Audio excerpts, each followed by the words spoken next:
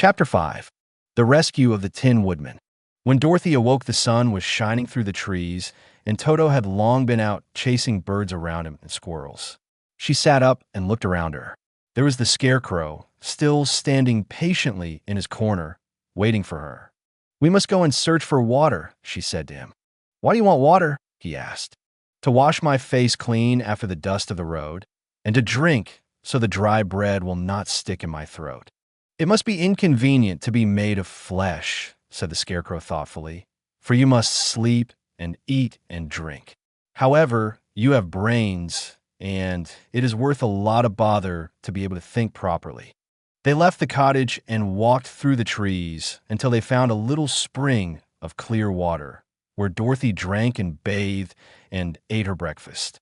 She saw there was not much bread left in the basket, and the girl was thankful the Scarecrow did not have to eat anything, for there was scarcely enough for herself and Toto for the day. When she had finished her meal and was about to go back to the road of yellow brick, she was startled to hear a deep groan nearby. "What was that?" she asked timidly. "I cannot imagine," replied the Scarecrow, "but we can go and see." Just then another groan reached their ears, and the sound seemed to come from behind them. They turned and walked through the forest a few steps when Dorothy discovered something shining in a ray of sunshine that fell between the trees. She ran to the place and then stopped short with a little cry of surprise. One of the big trees had been partly chopped through, and standing beside it, with an uplifted axe in his hands, was a man made entirely of tin. His head and arms and legs were jointed upon his body, but he stood perfectly motionless, as if he could not stir at all. Dorothy looked at him in amazement, and so did the Scarecrow, while Toto barked sharply and made a snap at the tin legs, which hurt his teeth. "Did you groan?" asked Dorothy. "Yes," answered the Tin Man, "I did.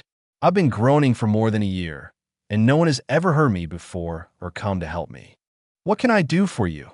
she inquired softly, for she was moved by the sad voice in which the man spoke.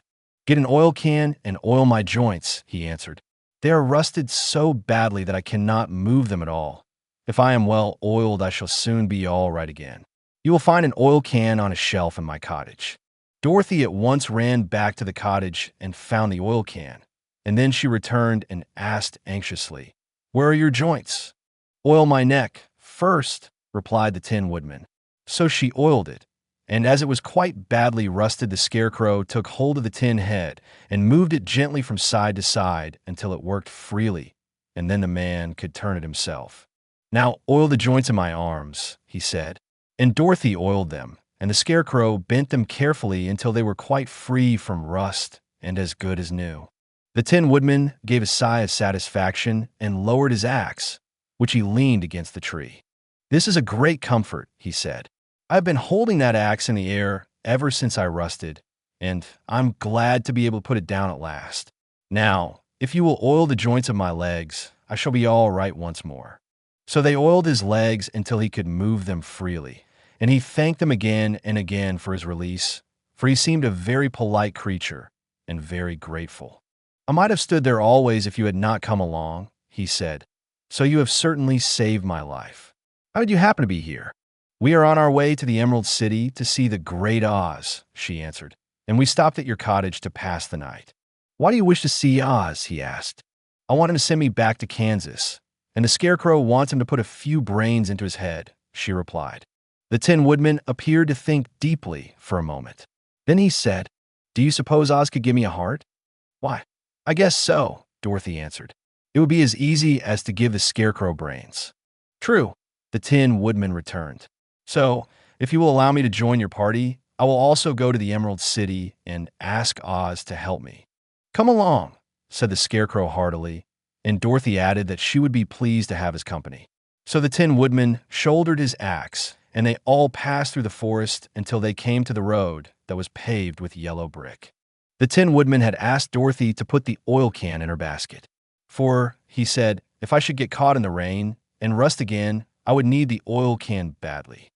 It was a bit of good luck to have their new comrade join the party, for soon after they had begun their journey again, they came to a place where the trees and branches grew so thick over the road that the travelers could not pass. But the Tin Woodman set to work with his axe and chopped so well that soon he cleared a passage for the entire party. Dorothy was thinking so earnestly as they walked along that she did not notice when the Scarecrow stumbled into a hole and rolled over to the side of the road. Indeed, he was obliged to call to her to help him up again. "Why didn't you walk around the hole?" asked the Tin Woodman. "I don't know enough," replied the Scarecrow cheerfully. "My head is stuffed with straw, and that is why I'm going to Oz to ask him for some brains." "Oh, I see," said the Tin Woodman. "But, after all, brains are not the best things in the world." "Have you any?" inquired the Scarecrow. "No, my head is quite empty," answered the Woodman. "But once I had brains and a heart also, so, having tried them both, I should much rather have a heart." "And why is that?" asked the Scarecrow. "I will tell you my story, and then you will know." So, while they were walking through the forest, the Tin Woodman told the following story. "I was born the son of a woodman who chopped down trees in the forest and sold the wood for a living. When I grew up, I too became a wood chopper, and after my father died, I took care of my old mother as long as she lived. Then I made up my mind that instead of living alone, I would marry so that I might not become lonely. There was one of the Munchkin girls who was so beautiful that I soon grew to love her with all my heart. She, on her part, promised to marry me as soon as I could earn enough money to build a better house for her. So I set to work harder than ever. But the girl lived with an old woman who did not want her to marry anyone, for she was so lazy she wished the girl to remain with her and do the cooking and the housework. So the old woman went to the Wicked Witch of the East and promised her 2 sheep and a cow if she would prevent the marriage. Thereupon the Wicked Witch enchanted my axe, and when I was chopping away at my best one day, for I was anxious to get the new house and my wife as soon as possible, the axe slipped all at once and cut off my left leg. This at first seemed a great misfortune, for I knew a one-legged man could not do very well as a wood chopper. So I went to a tinsmith and had him make me a new leg out of tin. The leg worked very well once I was used to it. But my action angered the Wicked Witch of the East, for she had promised the old woman I should not marry the pretty Munchkin girl. When I began chopping again, my axe slipped and cut off my right leg. Again I went to the tinsmith, and again he made me a leg out of tin. After this, the enchanted axe cut off my arms, one after the other, but, nothing daunted, I had them replaced with tin ones. The Wicked Witch then made the axe slip and cut off my head, and at first I thought that was the end of me. But the tinsmith happened to come along, and he made me a new head out of tin.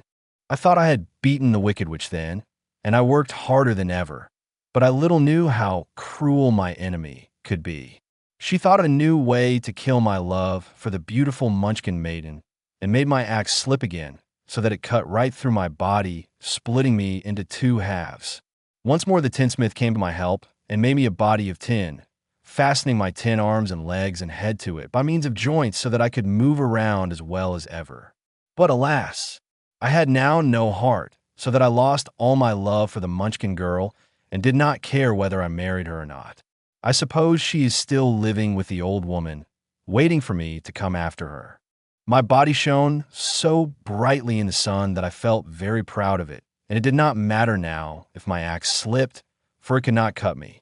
There was only one danger, that my joints would rust, but I kept an oil can in my cottage and took care to oil myself whenever I needed it. However, there came a day when I forgot to do this, and, being caught in a rainstorm, before I thought of the danger my joints had rusted, and I was left to stand in the woods until you came to help me. It was a terrible thing to undergo, but during the year I stood there, I had time to think that the greatest loss I had known was the loss of my heart. While I was in love, I was the happiest man on earth, but no one can love who has not a heart, and so I am resolved to ask Oz to give me one. If he does, I will go back to the Munchkin maiden and marry her. Both Dorothy and the Scarecrow had been greatly interested in the story of the Tin Woodman, and now they knew why he was so anxious to get a new heart. "All the same," said the Scarecrow, "I shall ask for brains instead of a heart, for a fool would not know what to do with a heart if he had one." "I shall take the heart," returned the Tin Woodman, "for brains do not make one happy, and happiness is the best thing in the world."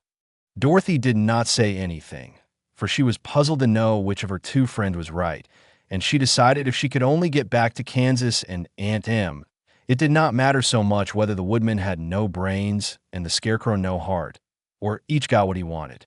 What worried her most was that the bread was nearly gone, and another meal for herself and Toto would empty the basket. To be sure, neither the woodman nor the scarecrow ever ate anything, but she was not made of tin nor straw and could not live unless she was fed.